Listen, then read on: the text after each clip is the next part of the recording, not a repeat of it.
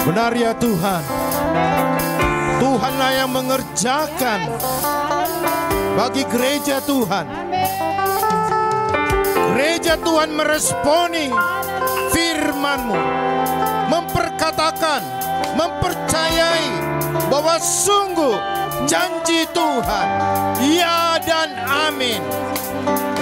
Kami mengucap syukur Tuhan. Kami tahu Roh Kudus yang ada di dalam kami memulai sesuatu yang baru. Diawali dari dalam hidup kami. Sebelum kami melihat kenyataan di luar, Tuhan memulai dari pribadi kami masing-masing. Sehingga kami memposisikan diri kami untuk membuka hati kami, tangan terbuka, menerima penggenapan janji Tuhan bagi setiap pribadi lepas pribadi. Kami percaya Tuhan, Roh-Mu yang ada di dalam kami yang akan membawa kami, memimpin kami kepada seluruh kebenaran firman. Pagi hari ini kami percaya Roh-Mu bekerja bagi setiap kami yang hadir di tempat ini. Berikanlah Tuhan kepada umat-Mu yang hadir di tempat ini lebih daripada apa yang kami pikirkan, lebih daripada apa yang kami harapkan ketika kami datang ke tempat ini. Mungkin kami membawa sesuatu hal, kelemahan kami. Mungkin kami memikirkan hal-hal dunia yang sekarang ini, menawarkan sesuatu hal yang membuat kami khawatir, takut. Tetapi ketika datang ke rumah Tuhan, Tuhan memberi, Tuhan menyegarkan jiwa kami, memberi yang baru, yang kekal, yang membawa kami semakin teguh berdiri dengan iman percaya kepada Tuhan. Biar setiap mata hati kami hanya melihat kepada Tuhan, hanya melihat kepada salib-Mu, hanya melihat kepada pekerjaan yang Tuhan sudah kerjakan di atas kayu salib. Begitu sempurna Engkau mengerjakan semata-mata hanya untuk kepentingan umat-Mu. Engkau meninggalkan sorga, Engkau meninggalkan kemuliaan. Engkau datang karena kasih-Mu semata-mata, membawa kami mengerjakan pekerjaan Tuhan, menggenapi pekerjaan Tuhan di bumi ini. Berfirmanlah Tuhan, berbicaralah kepada setiap pribadi kami, kepada hati kami yang terdalam, sehingga kami memahami betul hati-Mu Tuhan. Biar kami bergairah terus, haus dan lapar akan firman-Mu. Karena kami dilahirkan bukan dari benih yang fana, tetapi benih yang tidak fana oleh firman Kristus. Biar kami terus bergairah mendengarkan firman-Mu, sehingga kami, iman kami semakin bertumbuh, semakin mengenal Tuhan. Itulah ibadah yang berkenan di hadapan Tuhan, menyambut, meresponi firman-Mu, sehingga nama Tuhan dimuliakan, tergenapi janji-janji Tuhan. Terima kasih Bapa. Kami siap untuk menerima kebenaran firman-Mu di dalam nama Yesus Kristus. Mari kita yang percaya katakan amin. Shalom bagi kita semua. Puji Tuhan, tidak terasa minggu demi minggu ya, tapi percaya bahwa setiap firman yang disampaikan itulah yang membangun kepercayaan kita lebih daripada hari sebelumnya kepada Tuhan. Kita harus mempunyai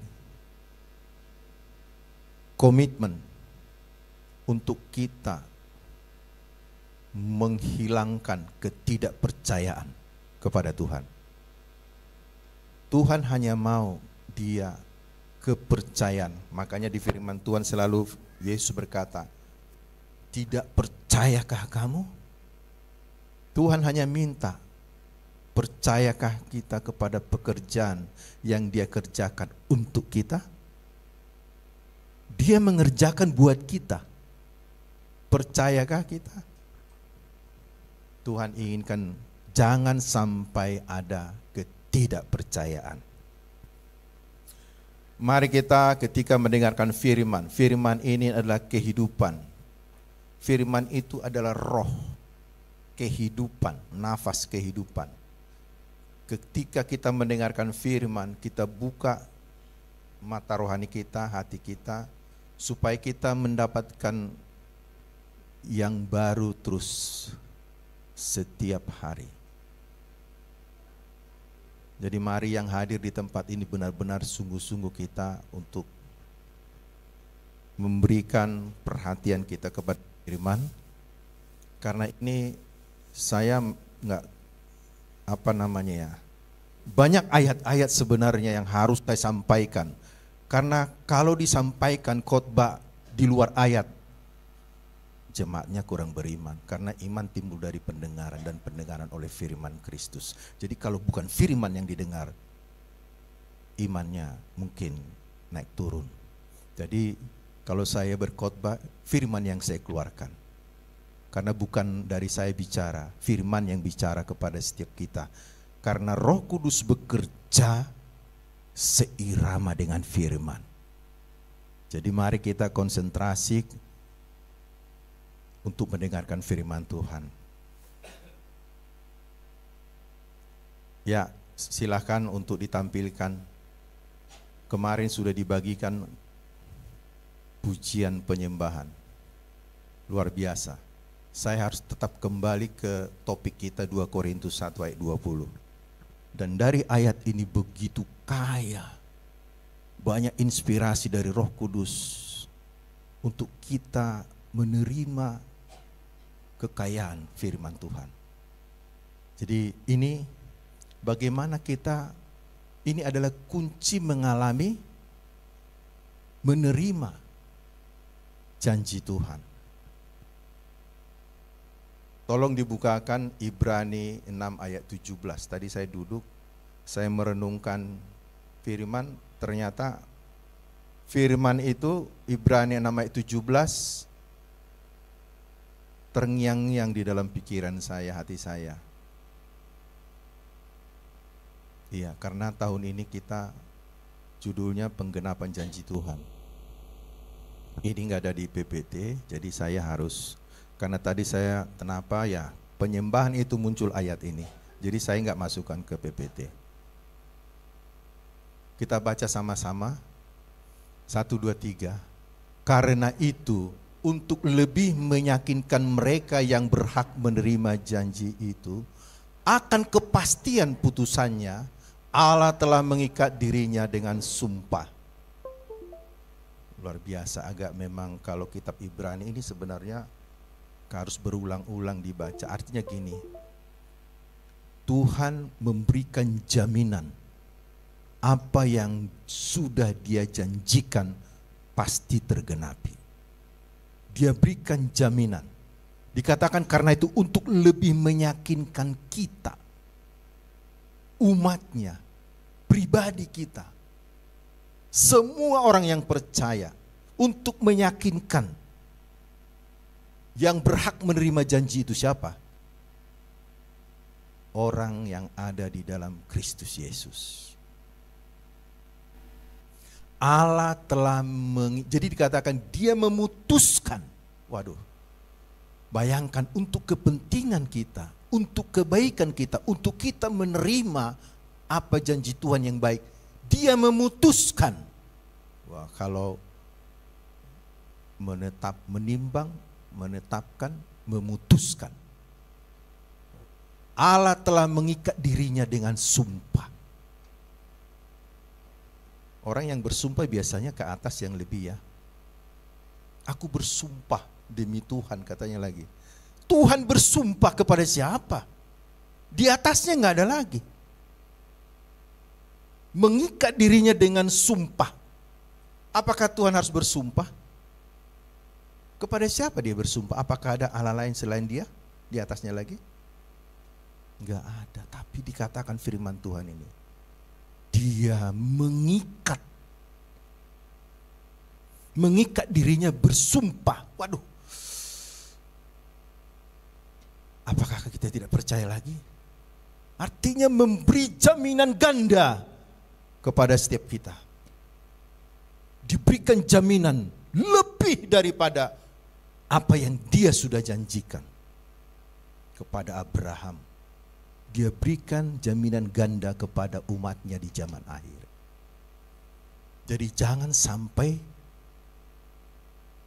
ada ketidakpercayaan bagi semua janji Tuhan. Saya mau belajar janji Tuhan, mau saya catat semua ribuan itu. Saya bilang Tuhan, ratusan pun gak apa-apa saya hafal. Harus janji Tuhan, ada yang bilang 6.000, 7.000, ada bilang 3.557, ada yang bilang banyak. Tetapi janji Tuhan begitu banyak untuk diberikan kepada kita. Jadi kita hidup karena janji Tuhan. Kita hidup bukan janji manusia. Kalau janji manusia nggak bisa dipegang. Hari ini berjanji A, besok bisa B. Ya kan? Bisa.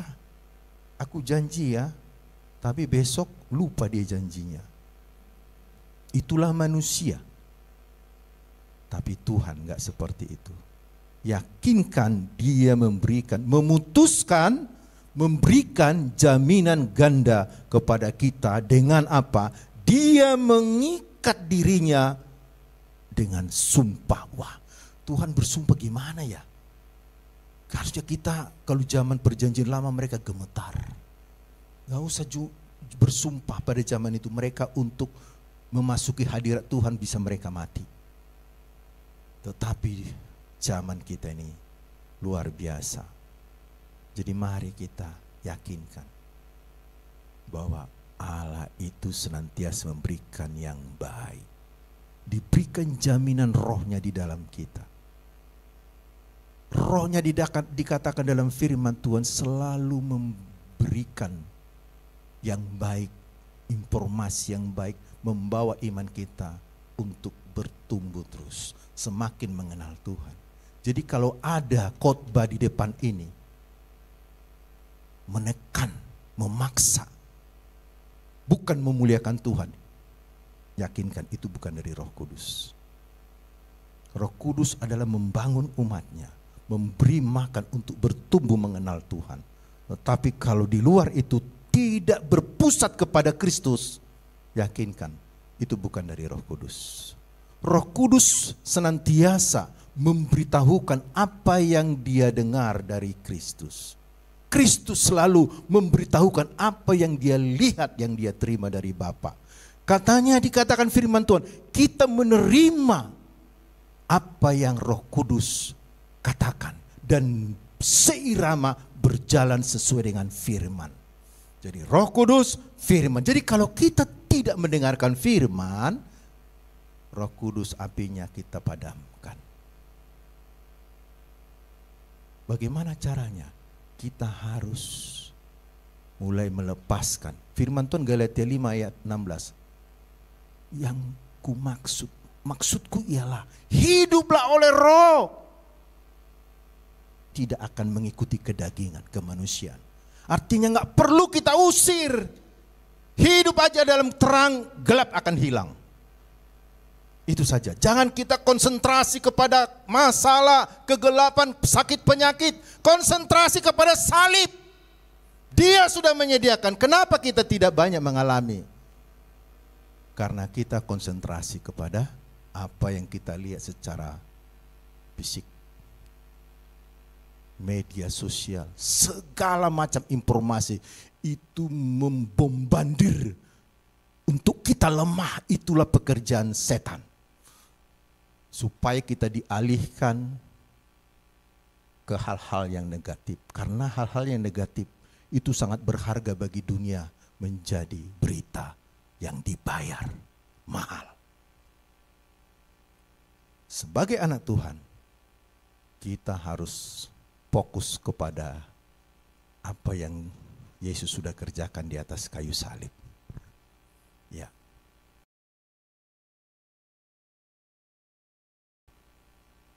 Kembali kepada PPT saya. Ini ayatnya kalau mau ditulis silahkan. Nanti di Komsel kita bahas ini ayat. Kenapa saya akan buat agak banyak ayatnya. Di luar itu pun sebenarnya akan keluar sendiri ayatnya nanti. Kunci mengalami janji Tuhan. Di zaman perjanjian lama ada janji. Ya kan? Mulai dari Adam ada janji. Kita hidup karena janji. Kalau mulai dari Taman Eden, semua pohon ini buahnya boleh kamu makan. Tetapi, ya kan? Zaman Abraham juga begitu. Dia berjanji. Dia bawa dia keluar. Dia minta Abraham lihat itu bintang di langit. Karena nggak ada firman tertulis pada zaman itu. Dia harus menceritakan tentang apa yang di alam. Tapi kalau kita ini, jadi kalau kita keturunan Abraham, mari kita buka firman Tuhan. Kalau Abraham dulu dia harus melihat bintang itu, pasir di laut. Dia cerita tentang ciptaan Tuhan untuk dia mengerti janji Tuhan. Tetapi kita firman Tuhan yang ada di Alkitab. Ini 2 Korintus 1 ayat 20 mulai dari awal tahun. Saya selalu terus mengingatkan firman Tuhan ini. Saya akan buat nanti semacam latar belakang karena perjanjian lama akan digenapi di dalam perjanjian baru. Perjanjian baru menggenapi perjanjian lama. Jadi harus dari perjanjian lama pun harus saya bongkar. Ini udah sering saya sampaikan, tetapi akan saya perdalam lagi. Ya. Sama-sama kita baca, 1, 2, 3. Sebab Kristus adalah ya bagi semua janji Allah. Itulah sebabnya oleh Dia kita mengatakan amin untuk memuliakan Allah. Segala sesuatu yang memuliakan Allah, Dia akan mengerjakan janjinya kepada kita. Tidak disebut di sini sebab Kristus adalah iya atau tidak. Kalau manusia, janjinya apa? Ya atau tidak. Boleh, tapi kalau dia bikin masalah, batal. Gak jadi. Kemarin saya dengar isunya ngomongin saya, jadi saya gak mau turuti janji saya. Kalau Tuhan enggak. Iya. Kita pastikan hanya di dalam Kristus. Kenapa? Kita harus bertanya, kenapa hanya di dalam Kristus itu janji itu ada? Kenapa? Harus bertanya. Kenapa ya atau tidak? Bolehkah Tuhan berkata tidak kepada janjinya? Padahal tadi dikatakan dia sudah bersumpah memberikan jaminan ganda. Kalau Tuhan berkata, firman yang keluar dari mulut Allah tidak akan kembali dengan sia-sia. Dia akan mengerjakan sesuai dengan apa yang Dia perintahkan. Itu Yesaya 55. Jadi kenapa? Menjadi pertanyaan, kenapa hanya di dalam Kristus? Makanya ini harus saya kembalikan ke perjanjian lama. Karena Yesus menggenapi di dalam perjanjian baru. Jadi agak ini ayat banyak, tolong konsentrasi. Boleh dicatat nanti direnungkan lagi ya. Oke, kenapa di dalam Kristus? Kenapa tidak di dalam yang lain? Kenapa harus di dalam Kristus? Next. Kita akan buka di perjanjian lama. Ini konsentrasi kita bagaimana Tuhan berjanji kepada mereka, bangsa Israel.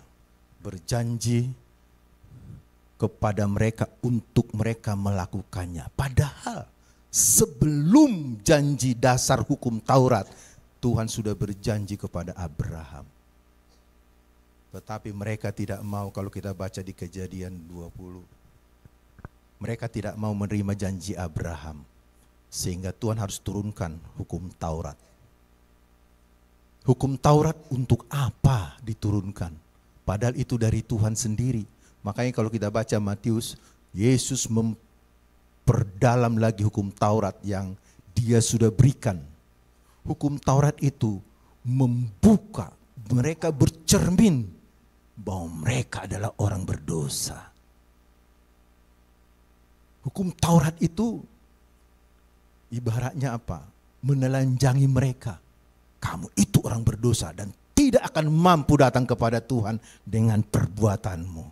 Karena hukum Taurat diberikan untuk dilakukan dengan kekuatan manusia. Jadi kalau kita baca ini luar biasa. Inilah janji kepada bangsa Israel. Ya, kita sama-sama baca 1, 2, 3. Jika engkau baik-baik mendengarkan suara Tuhan Allahmu dan melakukan dengan setia segala perintahnya yang kusampaikan kepadamu pada hari ini, maka Tuhan Allahmu akan mengangkat engkau di atas segala bangsa di bumi. Segala berkat ini akan datang kepadamu dan menjadi bagianmu jika engkau mendengarkan suara Tuhan Allahmu. Inilah yang disampaikan. Kalau kita baca selanjutnya, barulah turun berkat. Tetapi dikatakan di sini, jika engkau baik-baik mendengarkan suara Tuhan Allahmu dan melakukan ya. Jadi nggak perlu iman, nggak perlu percaya, lakukan saja yang tertulis. Tidak dituntut di sini iman, lakukan. Apakah dituntut? Nggak ada iman di sini, nggak ada kepercayaan. Ayo, karena memang bangsa Israel keluar dari Mesir 400 tahun jadi budak. Kalau budak itu disuruh kerjakan, itu yang mereka kerjakan. Jadi kalau dibilang percayalah, apa sih? Asing bagi mereka. Karena mereka mengerjakan, membuat batu. Hanya itu saja, namanya budak. 400 tahun berapa generasi. Hanya mengerjakan sesuai dengan perintah. Itu yang mereka bisa masuk akal dan mereka kerjakan. Makanya diturunkan hukum Taurat. Oke, lakukan. Padahal saya sudah berjanji kepada Abraham. Makanya orang yang percaya kepada Yesus, firman Tuhan katakan, siapa menjadi milik Kristus, ia adalah keturunan Abraham yang berhak menerima janji. Janji kepada Abraham tergenapi, kita yang menerima. Tetapi mereka mengeraskan hatinya, diberikanlah hukum Taurat untuk dilakukan. Dengan setia, coba. Melakukan dengan setia, terus menerus setiap hari, tidak boleh satu pun salah. Katakanlah yang 10 hukum Taurat. Satu salah, salah semua. 9 benar, salah semua. Dengan setia, setiap hari. Segala perintahnya. Jadi hari ini tetap Taurat itu terus menjadi bagian dari hidup mereka. Harus dilakukan. Bayangkan, oke besok udah 9, besok udah 8. Makanya kepada anak muda orang Farisi, orang kaya itu, aku sudah melakukan itu semua katanya. Hanya satu yang belum. Jual harta milikmu, kasih kepada orang miskin. Langsung dia drop. Karena apa? Dia gak sadar. Nomor 1 dia langgar. Jangan ada ilah lain di hadapanku. Apa yang dia pegang kekayaannya menjadi ilah bagi dia. Dia pergi sepeser pun tidak diberikan. Sehingga Yesus memberikan perbandingan ayat berikutnya, pasal berikutnya kepada Zakheus. Zakheus adalah orang yang dimusuhi oleh bangsa Israel karena dia timpang atau ke arah kepada Romawi. Dia adalah pejabat yang diberikan kepercayaan memungut pajak. Baik. Satu pemuda, mungkin kalau sekarang itu pendeta. Mungkin dia ketua sinode kali ya. Datanglah kepada paling bawah yang dimusuhi, yang tidak dianggap. Ketika Yesus berkata, aku mau ke rumahmu. Dia apa berkata? Setengah dari hartaku kuberikan kepada orang miskin. Jika ada yang kurugikan, ku kembalikan 4 kali. Bayangkan, bisa-bisa kalau logika kita menjadi miskin ya. Tetapi itulah yang Tuhan buat perbandingan. Makanya kalau firman Tuhan, lihat sebelum dan setelahnya. Tuhan Yesus dulu kalau dia ditolak di Nazaret, dia akan pergi ke Samaria. Dia pergi ke tempat yang menerima dia. Itu kehebatan Tuhan. Artinya kebaikannya tidak akan ditutupi oleh karena penolakan orang. Dan dia akan buktikan bahwa dia adalah Tuhan yang baik. Jadi dikatakan di sini, pertama dia harus mendengar dan melakukan dengan setia segala, bukan satu. Itu syarat pertama. Apakah mereka bisa melakukan itu? Adakah sejaman itu bisa melakukannya? Dan Yesus selalu mengungkapkan di perjanjian baru, tidak ada. Dan dikatakan, kalau ada yang bisa melakukan, yang dilakukannya, dia angkat katanya. Allah akan mengangkat engkau di atas segala bangsa di bumi. Ketika sudah diangkat, barulah posisi di situ Tuhan memberikan berkat, menyediakan berkat. Segala berkat ini akan datang kepadamu menjadi bagianmu. Berarti ketika dia lakukan segala dengan setia, diangkat dulu ke posisi paling tinggi, posisi itulah tempat untuk dia, barulah menerima berkat. Bayangkan itu liku-likunya. Dan tidak ada yang bisa melakukan itu. Hati mereka, maunya mereka diangkat supaya menerima berkat. Tetapi itu tidak bisa dilakukan. Karena apa? Karena mereka adalah orang berdosa. Orang berdosa tidak akan bisa melakukan tuntutan hukum Taurat. Makanya semakin dibukakan dosanya. Ya, hukum Taurat itu diturunkan untuk bercermin kepada hukum Taurat. Siapakah dia? Dia adalah orang berdosa dan tidak akan bisa dengan kekuatan mereka untuk mencapai Tuhan dan menerima yang baik. Next. Kita lihat di sini. Bagaimana kita bisa di perjanjian baru jelas dikatakan. Kita baca sama-sama, 1, 2, 3. Karena semua orang yang hidup dari pekerjaan hukum Taurat berada di bawah kutuk. Sebab ada tertulis, terkutuklah orang yang tidak setia melakukan segala sesuatu yang tertulis dalam kitab hukum Taurat. Jadi mereka posisi terkutuk. Satu salah. Jadi tidak ada satu orang pun yang bisa melakukan karena manusia berdosa. Tidak ada. Dan hidup orang pada hidup di bawah hukum Taurat dikatakan terkutuk. Next, Roma 3 ayat 20. Dikatakan di sini, kita baca sama-sama. Sebab tidak seorang pun yang dapat dibenarkan di hadapan Allah oleh karena melakukan hukum Taurat. Karena justru oleh hukum Taurat orang mengenal dosa. Oh gitu ternyata di zaman dulu ya. Kalau zaman sekarang gimana? Apakah atmosfer ini masih ada?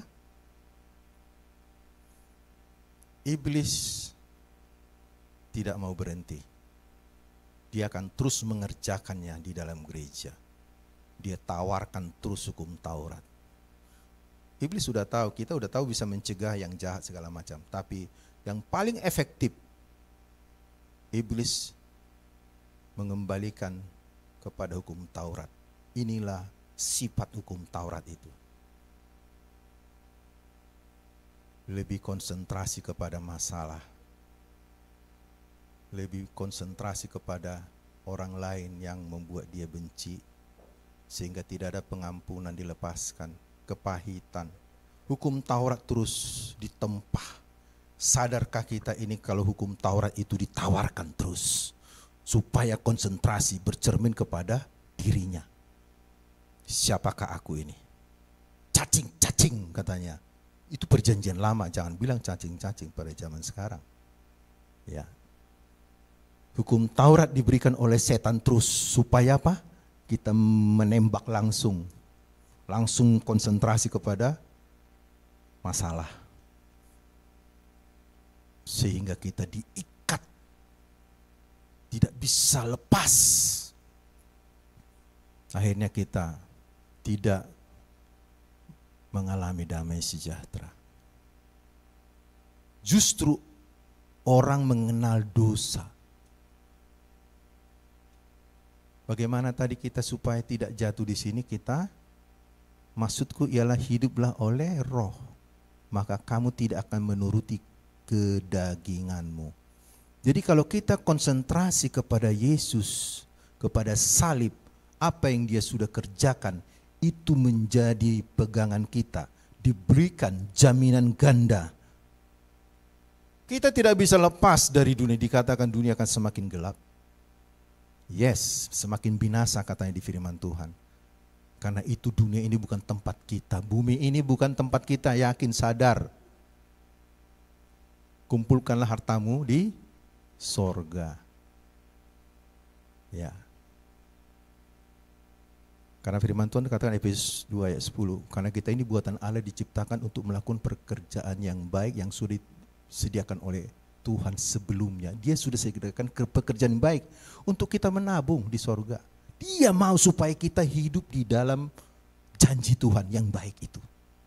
Jadi mari kita konsentrasi kepada center kepada Yesus, sehingga ini hukum Taurat atmosfernya lewat saja.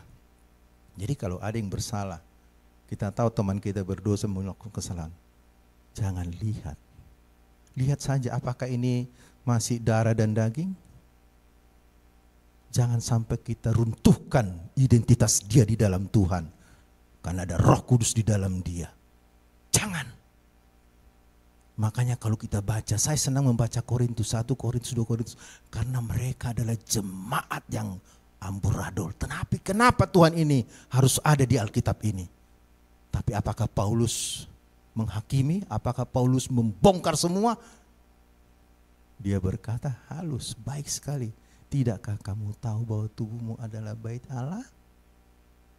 Wow. Bait Allah, roh yang diberikan Allah kepadamu ada di dalammu. Dia tidak, hei kamu, enggak.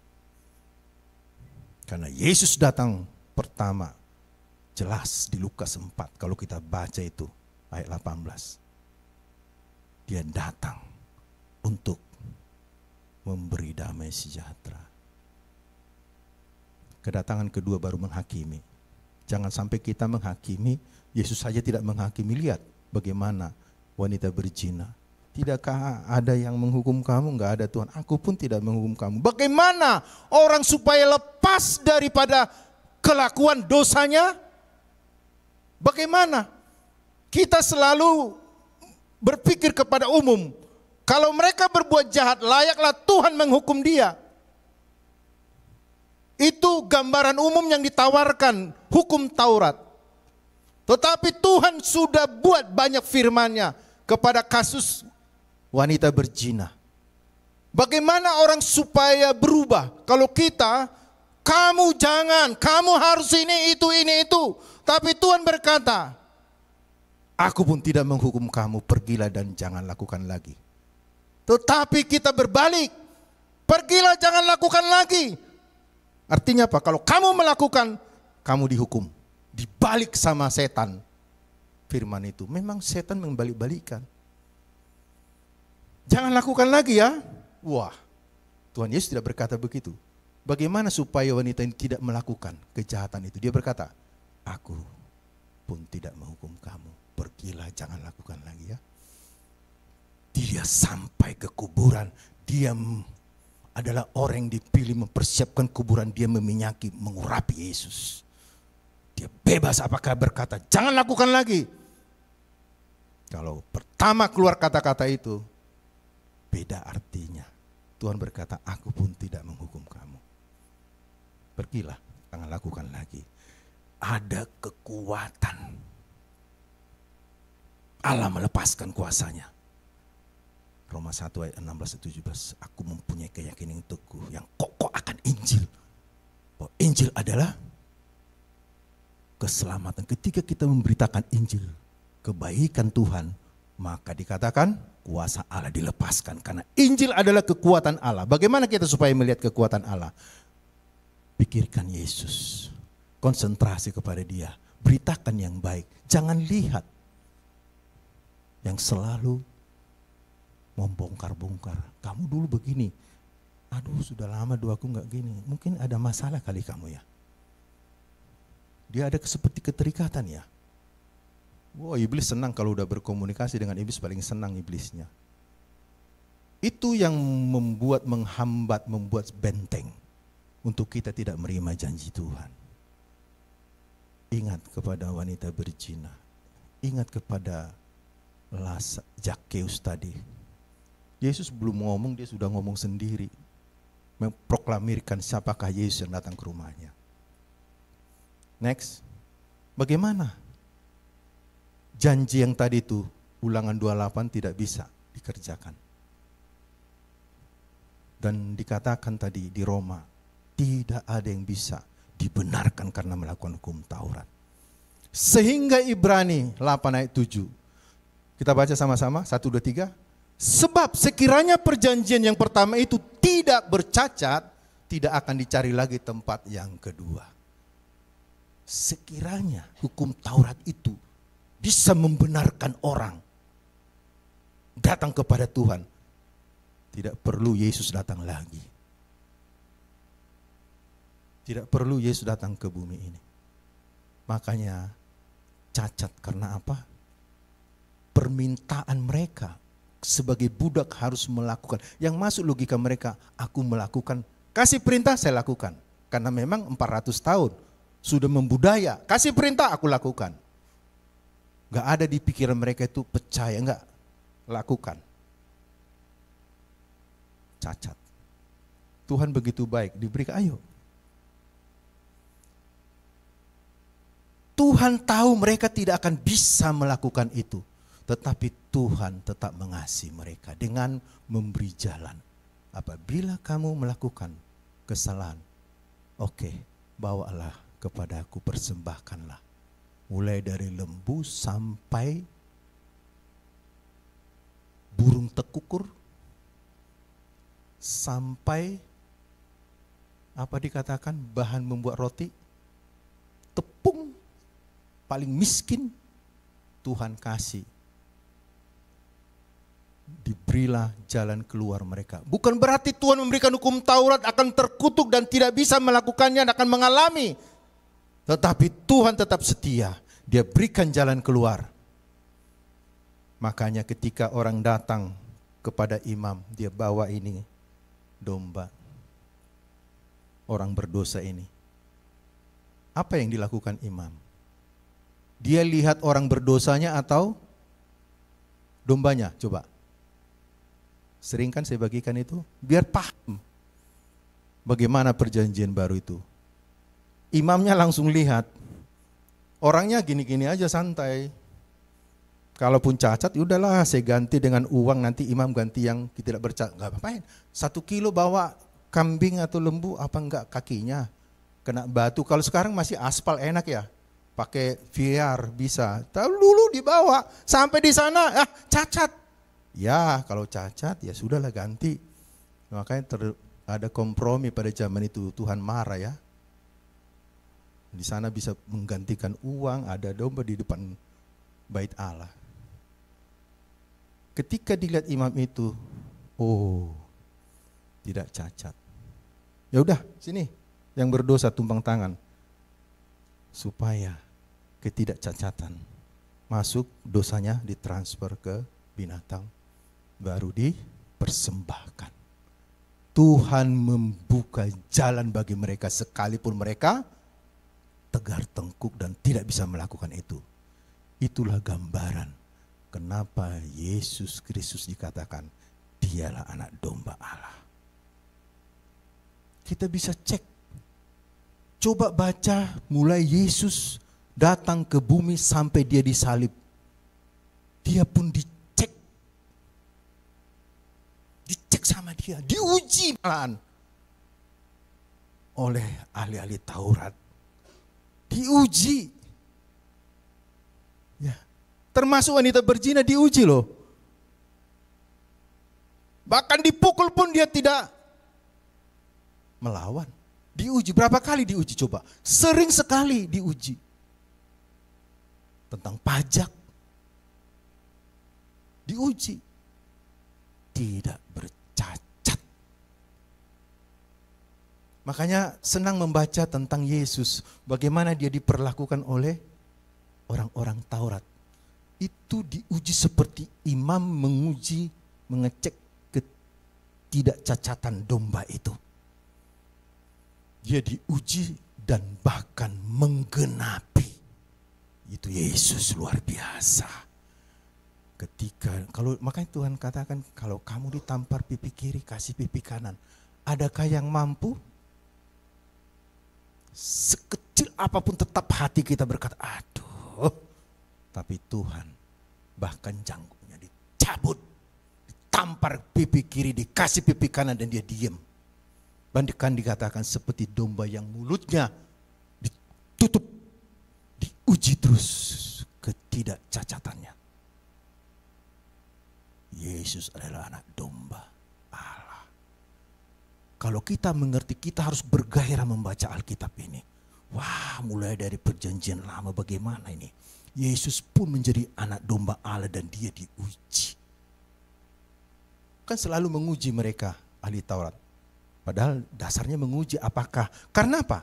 Ketika mereka tahu ada kelemahan, kekurangan, kesalahannya sedikit aja. Hanya mencari kesalahan. Tetapi mereka tidak menemukan. Ya, luar biasa kan Allah kita?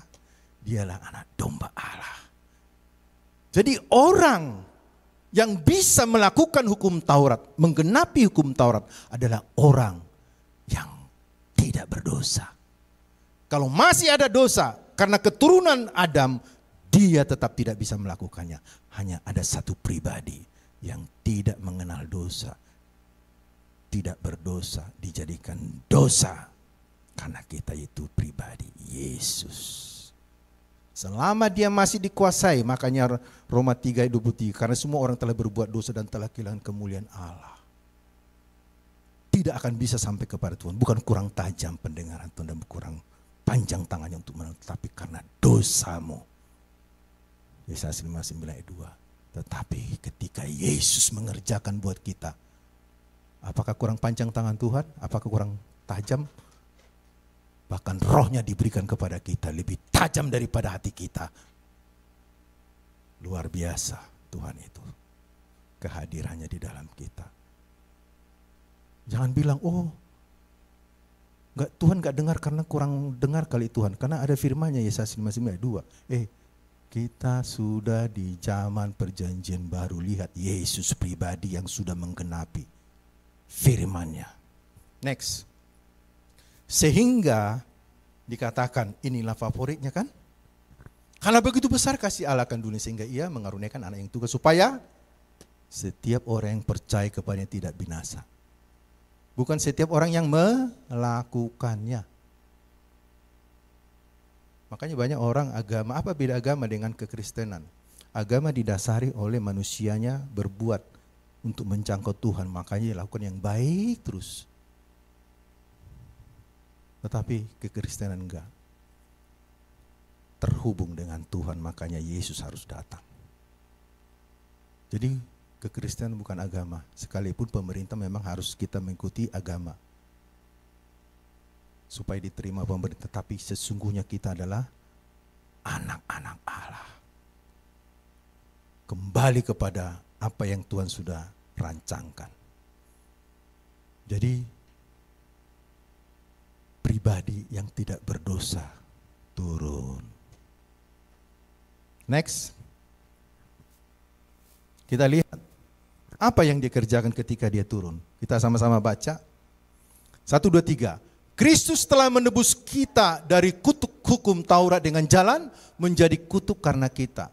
Sebab ada tertulis, terkutuklah orang yang digantung pada kayu salib. Yesus Kristus telah membuat ini supaya di dalam Dia berkat Abraham sampai kepada bangsa-bangsa lain. Sehingga oleh iman kita menerima roh yang telah dijanjikan. Komplit ini loh. Komplit sekali. Kristus telah menebus kita dari kutuk hukum Taurat. Seharusnya kita yang terkutuk.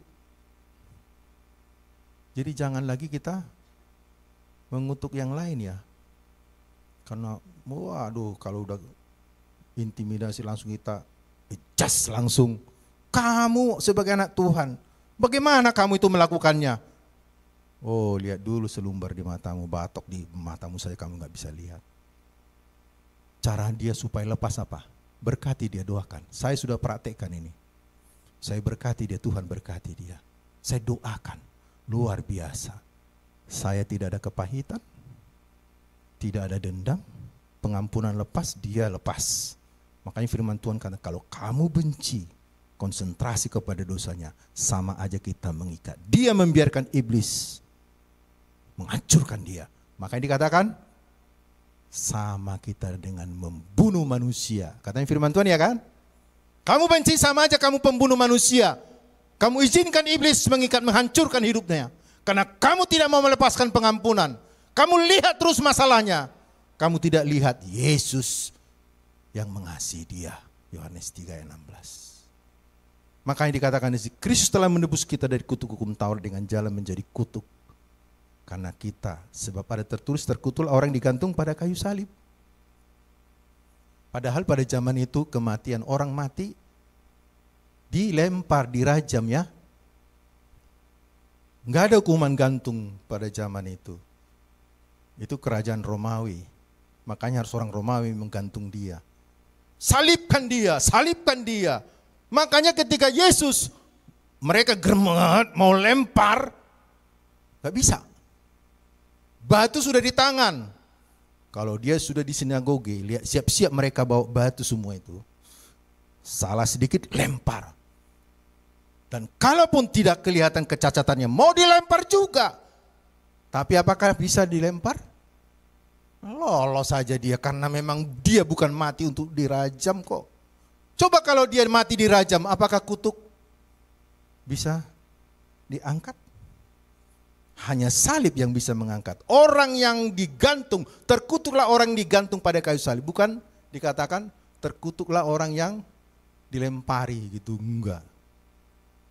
Makanya salibkan dia katanya, bukan dia mau melempar nggak bisa. Karena memang Yesus datang untuk disalib, bukan untuk dirajam. Makanya harus pribadi Yesus yang datang untuk menggenapi Ulangan 28. Hanya di dalam Kristus, ya, bukan tidak. Yesus Kristus membuat ini supaya di dalam dia baru dikatakan berkat Abraham. Janji sebelum hukum Taurat kepada Abraham. Sampai kepada, apakah bangsa Israel aja? Bangsa-bangsa. Bangsa-bangsa lainnya kita juga termasuk Indonesia. Sehingga oleh iman kita menerima Roh Kudus. Bangsa Israel nggak pernah terpikir yang menciptakan langit dan bumi, kuasa yang turun ada di dalam manusia. Nggak pernah terpikir itu. Tetapi yang menciptakan langit dan bumi, rohnya yang membangkit Yesus dari antara orang mati, Roma 8 ayat 11, ada di dalam kita. Kita adalah bait Allah, berarti kita dilayakkan, dikuduskan. Bukan karena perbuatan kita, tapi karena darah Yesus. Jadi hargai Roh Kudus yang di dalam kita, ajak berkomunikasi lewat firman. Rohnya inilah yang memampukan kita untuk mengerjakannya. Tidak ada di PPT sebenarnya ini, tapi ada beberapa ayat yang saya ingat. Tolong bisa dibuka Yohanes 14. Yohanes 14 ayat 15, 16. Ini di luar PPT saya ya. Yohanes 14 ayat 15 dan 16. Supaya paham betul. Yohanes 14 ayat 15 dan 16. Terulang kembali ayat ini. Yohanes 14 enggak ada di PPT. Terulang ayat ini seperti Yesus berkata di Ulangan 28. Ya. Kalau saya bikin di PPT banyak sekali sebenarnya ya. Saya baca ya. Yohanes 14 ayat 15 ada. Ada yang coba tolong jangan hanya saya yang baca. Coba teriak.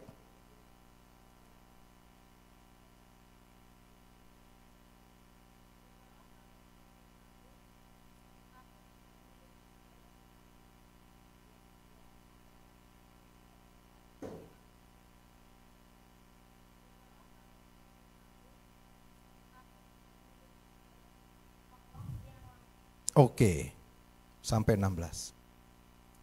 Ada beberapa ayat di Perjanjian Baru mengulang kembali Ulangan 28. Kepada kita juga dikatakan, jikalau kamu mengasihi aku, kamu akan menuruti segala perintahku.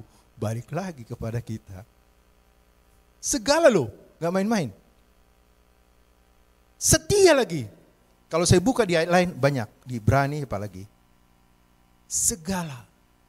Kalau kamu mengasihi Tuhan, kamu dikatakan menuruti segala perintahku. Apakah kita sanggup? Ini perjanjian baru. Tetapi jawabannya di ayat 16. Aku akan meminta kepada Bapa dan Ia akan memberikan kepadamu seorang penolong. Kalau bukan ada Roh Kudus di dalam kita, tidak akan bisa melakukan segala perintah. Mereka di zaman itu nggak ada Roh Kudusnya. Pengurapan selalu masuk dan keluar. Seperti Simson pada saat Tuhan untuk melakukan, menunjukkan kepada orang Filistin, maka Roh Allah berkuasa. Setelah itu naik lagi. Ya kan? Pada raja juga begitu. Diurapi, naik turun. Makanya Daud berkata, janganlah ada pujian mengambil rohku daripadaku, jangan ambil rohmu. Karena dia takut bisa rohnya keluar dari Daud. Tapi jangan bilang lagi sekarang begitu. Nyanyian apa itu ada ya? Ada kan nyanyiannya ya? Apa itu? Jangan dinyanyikan lagi, rohnya dikatakan permanen. Kalau zaman itu memang Daud hidup di zaman perjanjian lama. Tetapi dia menerima kasih karunia di perjanjian baru. Seharusnya dia dirajam juga kan ketika berzina sama Batseba. Tapi Tuhan memaafkan dia. Makanya ada Mazmur. Hati-hati baca Mazmur. Lihat perkataan-perkataan Daud. Firman ini ada 3 sasarannya. Kepada orang Yahudi, bangsa Israel. Kedua kepada orang kafir di luar orang Yahudi. Ketiga kepada gerejanya. Makanya setiap firman, apakah ini kepada gereja? Apakah ini kepada orang Yahudi? Apakah ini kepada orang kafir? Banyak orang salah tafsir. Bisa dalam satu pasal, bisa kepada anak Tuhan, bisa kepada orang kafir, bisa kepada orang Yahudi. Baca semua ayat Matius. Hati-hati baca Matius. Oh ya. Ini padahal bukan kepada orang Taurat. Ahli Taurat dikasih, bukan kepada gereja. Makanya Matius, sebenarnya Markus yang pertama, tapi dikasih Matius karena di sana dia berurusan dengan orang Yahudi. Dia mulai daripada orang Yahudi. Makanya hati-hati kita. Makanya mari belajar PA, pemuridan, komsel, dengar firman Tuhan. Saya terus terang aja berjuang untuk memberi makan yang benar. Harus sesuai firman. Jangan asal bikin ketawa. Saya nggak bisa bikin ketawa, tapi bagian firman mau saya. Karena bagaimana orang bikin ketawa, nggak beriman itu. Senang saat itu, tapi keluar dari sini sakit lagi. Tapi kalau firman, Roh Kudus akan mengerjakan. Allah lah yang mengerjakan di dalam kamu, baik kemauan maupun seturut pekerjaan dan kemampuan diberikan. Karena akan dilepaskan ketika kita merenungkan firman, kuasa Allah mengalir. Yang sakit, renungkan firman Tuhan yang ayat-ayat sakit, maka lepas kuasa kesembuhan. Dia adalah Allah Yehova Rafa. Ayo next, ini tadi ya, jelas ya. Kita bisa melakukannya, makanya di luar Yesus kamu tidak bisa berbuat apa-apa. Galatia 2:20, namun aku hidup tapi bukan aku lagi sendiri, melainkan Kristus yang hidup dalam aku. Dan hidupku yang hidup sekarang dalam mereka adalah hidup karena iman kepada Yesus. Mampu, makanya kerjasama dengan Roh Kudus. Kita adalah sarana, dipakai alatnya untuk Roh Kudus mendorong kita untuk memperkatakan firman sehingga kehidupan ada, keselamatan. Next, kita lihat di sini. Dan betapa hebatnya kuasanya. Saya kutip setengah karena itu dari ayat 1 sebenarnya ini. Dan betapa hebatnya kuasanya bagi kita yang percaya sesuai dengan kekuatan kuasanya yang dikerjakan dalam Kristus, dengan membangkit dia dari antara orang mati dan mendudukkan dia di sebelah kanan Allah Bapa. Jauh lebih tinggi dari segala pemerintah, penguasa dan kuasa dengan kerajaan dan tiap-tiap nama yang dapat disebut, bukan hanya di dunia, melainkan di dunia yang akan datang. Gimana tadi? Ulangan 28. Lihat ayat ini. Pribadi Yesus diangkat dan dia duduk di sebelah kanan Allah Bapa, melebihi dari segala pemerintah, penguasa, kuasa, kerajaan dan nama yang dapat disebut. Dia di atas bangsa-bangsa. Dan kita di mana? Next. Sama-sama kita baca. 1, 2, 3. Dan di dalam Kristus Yesus, Ia telah membangkitkan kita juga dan memberikan tempat. Makanya kenapa hanya di dalam Kristus? Karena kita di sini. Kenapa dia di sebelah kanan Allah Bapa? Sebelah kanan bukan sebelah kiri. Kanan berkata berkat. Makanya kambing sebelah kiri, domba sebelah kanan. Jadi orang yang di dalam Kristus, maka Kristus adalah, sebab Kristus adalah ya bagi semua janjinya. Maka kita bisa berkata ulangan 28 berkat. Kita klaim, kita proklamirkan, kita perkatakan terus. Next. Bagaimana kita bisa mengerjakannya? Bagaimana? Hanya dengan iman. Apa itu iman? Bagaimana iman itu bekerja? Roma 10 itu sudah dikatakan iman timbul daripada pendengaran, dan pendengaran oleh firman. Firman Kristus. Kristus yang mengerjakan di atas kayu salib. Dia mengerjakannya. Kalau ada orang membagikan firman di luar Kristus, itu bukan firman. Bukan Injil yang sesungguhnya. Tetapi dikatakan bagaimana iman bertumbuh. Firman Kristus, kita konsentrasi kepada Kristus. Fokus kepada salib, fokus kepada pekerjaan yang dia sudah kerjakan. Dan bagaimana kita mengerjakan, bagaimana iman itu beroperasi. 1, 2, 3 kita baca. 1, 2, 3. Namun karena kami memiliki roh iman yang sama, seperti ada tertulis, aku percaya, sebab itu aku berkata-kata. Maka kami juga percaya dan sebab itu kami berkata-kata. Jadi orang yang beriman itu tidak diam. Dia harus ngomong. Oleh bilur-bilur Tuhan Yesus aku sembuh. Maka kuasa Allah dilepaskan. Kuasa kesembuhan dilepaskan. Jadi bagaimana kita mendapatkan sesuatu yang baik, masa depan yang baik? Apa yang kita percaya, kita perkatakan. Sama dengan mujizat. Jadi iman itu harus dilepas. Makanya kalau bernyanyi tentang janji Tuhan atau apa, berteriak, yes, amin, memuliakan nama Tuhan. Ketika kita berkata amin, itu memuliakan nama Tuhan. Ada kisah, next ya. Ini tentang mendengarkan. Next, ada kisah karena waktunya. Ada kisah di mana Joshua sudah pada zaman udah tua, umurnya 110 tahun. Tuhan berkata, Joshua kamu udah tua loh, tapi masih banyak loh yang belum kamu rebut janji yang sudah saya berikan. Dikatakan sini, 1, 2, 3. Setelah Joshua menjadi tua dan lanjut umurnya, berfirmanlah Tuhan kepadanya, engkau telah tua dan lanjut umur, dan dari negeri ini masih amat banyak yang belum diduduki. Jadi jangan bosan kita baru satu janji, wah masih banyak. Masih, setiap tanah yang kamu injak, aku berikan kepadamu. Harus melangkah, menginjak. Next, kita lihat lagi nih. Apa yang terjadi? 1, 2, 3. Sesudah Yosua mati, orang Israel bertanya kepada Tuhan, siapakah daripada kami yang harus lebih dahulu maju menghadapi orang Kanaan untuk berperang melawan mereka? Firman Tuhan, suku Yehuda lah yang harus maju. Sesungguhnya telah kuserahkan negeri ini ke dalam tangannya. Next. Ada sambungannya di sini ya.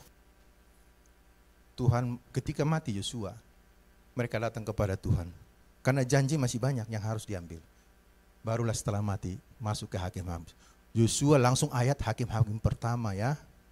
Hakim pertama langsung itu. Yosua hakim, udah. Kita baca 1, 2, 3. Lalu berkatalah Yehuda kepada Simeon, saudaranya itu, majulah bersama-sama dengan aku ke bagian yang telah diundikan kepadaku, dan baiklah kita berperang melawan orang Kanaan, maka aku pun akan maju bersama-sama dengan engkau dan ke bagian yang telah diundikan kepadamu. Lalu Simeon maju bersama-sama dengan dia. Maka majulah suku Yehuda, lalu Tuhan menyerahkan orang-orang Kanaan dan orang Feris ke dalam tangan mereka, dan mereka memukul kalah orang-orang dekat Besek 10.000 orang banyaknya. Ada 5 sebenarnya janji yang belum mereka masih banyak. Artinya gini, setelah mereka berkata, sadar masih banyak janji, Tuhan berkata, suku Yehuda lah yang pertama untuk kita bisa menerima janji. Saya belajar mengeksplor, di HP ada kok apa arti Yehuda. Yehuda apa artinya? Oh dieksplor, saya juga jujur saja, kalau buka HP yang firman, supaya gampang. Yehuda adalah pujian. Minggu kemarin Ibu Maria sudah menyampaikan tentang kuasa pujian. Bagaimana merebut, bagaimana janji Tuhan, bahkan mendatangkan jiwa-jiwa baru. Pujian, tapi dia tidak mau sendiri, dia ajak Simeon. Simeon anak nomor, Ruben Simeon anak nomor 2, Yehuda nomor 4. Diajak saudaranya, Simeon ayo, apa arti Simeon? Mendengar. Ada 2. Pujian mendengar. Tadi saya lewatkan Amsal 4 ayat 20-23 bunyinya seperti ini. Hai anakku, perhatikanlah perkataanku. Arahkanlah telingamu kepada ucapanku. Janganlah semua itu menjauh dari matamu. Simpanlah itu di lubuk hatimu. Maka itu yang akan menjadi kehidupan bagi mereka yang mendapatkannya. Bahkan menjadi kesembuhan bagi seluruh tubuh mereka. Jadi dikatakan di sana, hai anakku, perhatikan. Siapa anak kita? Anak Tuhan siapa? Kepada anak loh, kita anaknya. Arahkanlah telingamu. Makanya kita mengarahkan telinga kepada firman. Bukan kepada tadi medsos itu, tadi banyak berita yang di luar itu ya. Kalau itu kamu arahkan, pintu untuk memasuki hati adalah telinga dan mata. Arahkan hatimu, kalaupun ada terjadi sesuatu, arahkan telingamu kepada janji Tuhan. Explore, artinya kalau Joshua dulu bertindak dengan kaki, menginjak kaki tanah. Kalau kita explore firman, belajar firman, tekun membaca, lihat, explore. Makanya dikatakan janganlah itu menjauh dari mata. Mari kita baca firman. Kita baca, jangan menjauh. Kalau mata kita ke handphone terus yang enggak firman, wah bukan lagi kata-kata sekarang, tangan. Firman Tuhan dikatakan, dengar, jangan menjauh dari matamu. Jadi dikatakan, bagaimana mereka maju? Seperti Gideon, ya, maju berperang, hanya memuji Tuhan. Yosua, bagaimana tembok Jeriko hancur? Hanya bersorak-sorai, teriakan, bukan dengan pedang.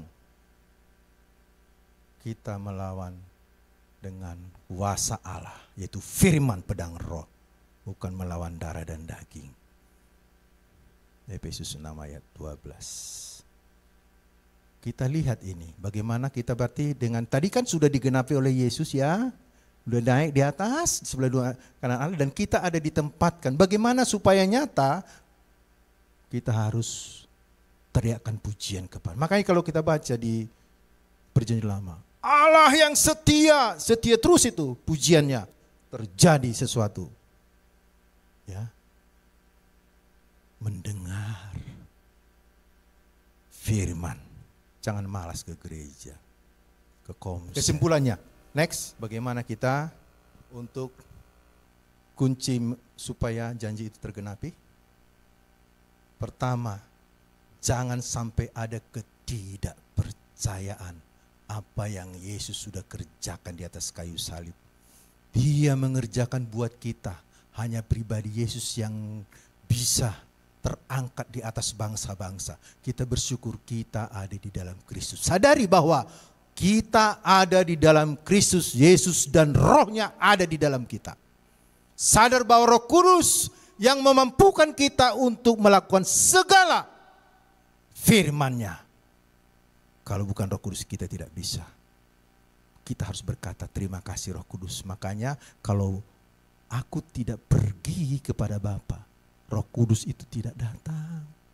Makanya alangkah lebih baik, lebih berguna bagimu kalau aku pergi supaya Roh Kudus akan datang. Maksudnya kita pribadi-pribadi ada rohnya di dalam kita. Makanya Yohanes 14 ayat 12, kamu akan mengerjakan seperti yang aku kerjakan, bahkan melebihi daripada itu. Lebih besar karena roh yang ada di dalam kita lebih besar daripada roh yang ada di dunia ini.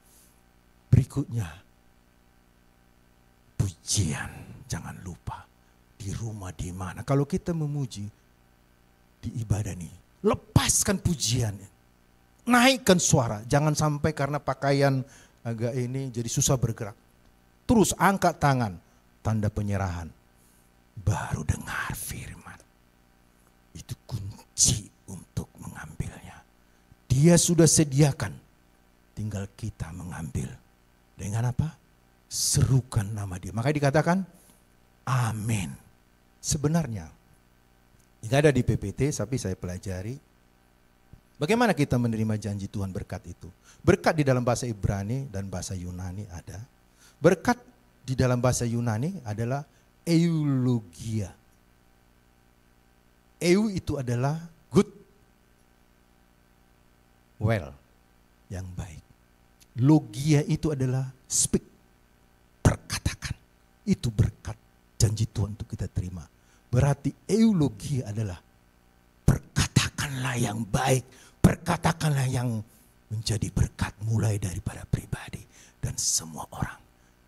Jadi perkataan. Amsal 18 ayat 21. Apa? Sering saya perkatakan? Apa? Amsal 18 ayat 21.